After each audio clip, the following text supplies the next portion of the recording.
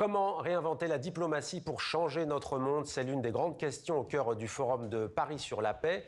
Deuxième journée de discussion et d'événements, d'échanges également. Les dirigeants présents à cet événement sont nombreux, à commencer par Edi Rama, qui est notre invité. Bonsoir, soyez le bienvenu sur TV5 Monde. Vous êtes le Premier ministre de la République d'Albanie. Alors, vous le savez, il est aussi question d'intelligence artificielle dans ce forum, technologie qui est de plus en plus utilisée dans nos vies, pour le meilleur comme pour le pire. Et vous, dans votre gouvernement, Monsieur le Premier ministre, vous avez une ministre intelligence artificielle. Elle s'appelle Diela. Elle est chargée des marchés publics. Comment va-t-elle?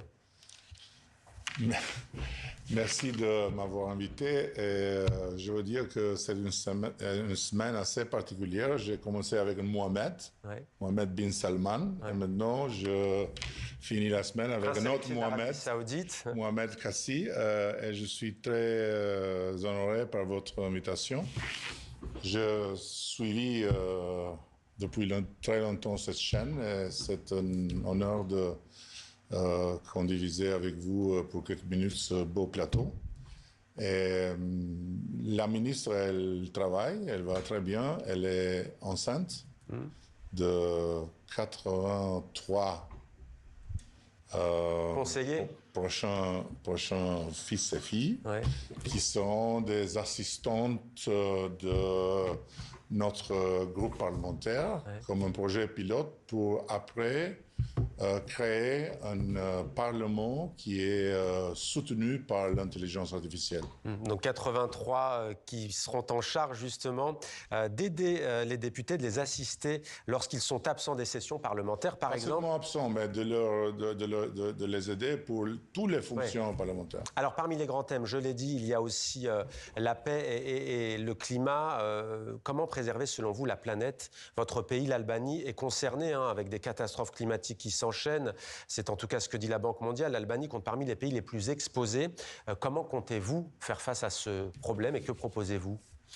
Mais c'est pas que l'Albanie est un des pays les plus exposés en termes de la menace, parce que devant la menace, on est tous exposés. Mais bien sûr que c'est une menace laquelle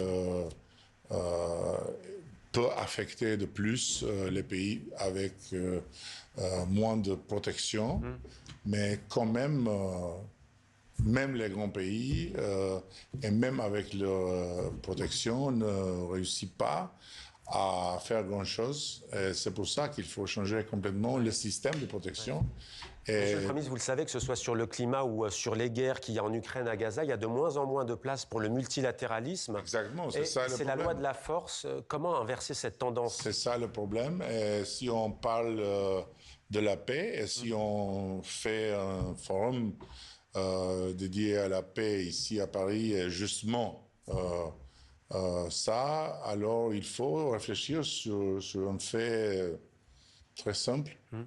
Et selon moi, très concernant, que l'Europe elle-même n'a pas encore son plan de la paix pour la guerre en Ukraine. Ça ne veut pas dire que ce qu'on fait sur le front de l'aide à l'Ukraine ou sur le front de la solidarité, soutien de la force militaire de l'Europe, ce n'est pas juste, mais ça veut dire que il faut avoir une position plus forte. Ça peut pas être une chose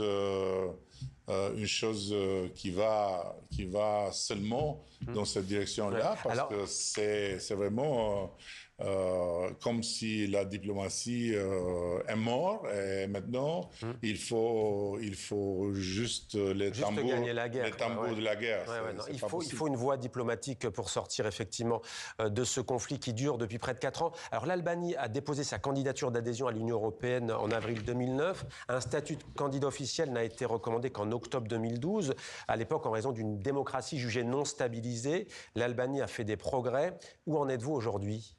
Mais on est dans un stage très avancé vis-à-vis de ce que vous avez justement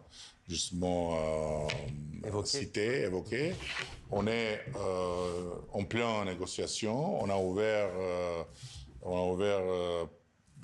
6 groupes de chapitres.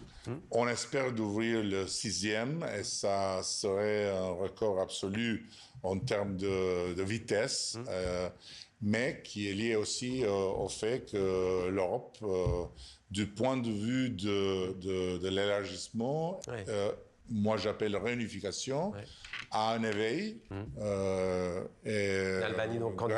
grâce aussi à la guerre en Ukraine qui a montré la nécessité, entre autres, d'une Europe unie et d'une Europe plus forte. On est pris par le temps. Juste une dernière question. C'est peut-être la question qui fâche. Le gendre de Donald Trump, Jared Kushner, veut édifier un complexe touristique haut de gamme sur une île de la Méditerranée de votre pays, avec une végétation luxuriante. C'est une des plus belles îles, un des plus beaux patrimoines naturels que vous ayez. Est-ce qu'il a obtenu l'autorisation de votre gouvernement ?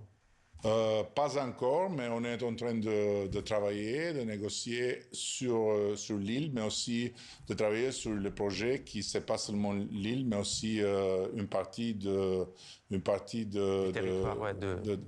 territoire devant. Ouais. Et je peux vous dire une chose que le projet, c'est chaque jour mieux et si on réussira à l'implémenter comment on le voit, ça sera une nouveauté absolue dans la Méditerranée et un modèle à suivre sur le plan de vue de la soutenabilité. Merci beaucoup Edi Rama, Premier ministre de l'Albanie, francophone et francophile. Merci d'être venu sur notre plateau.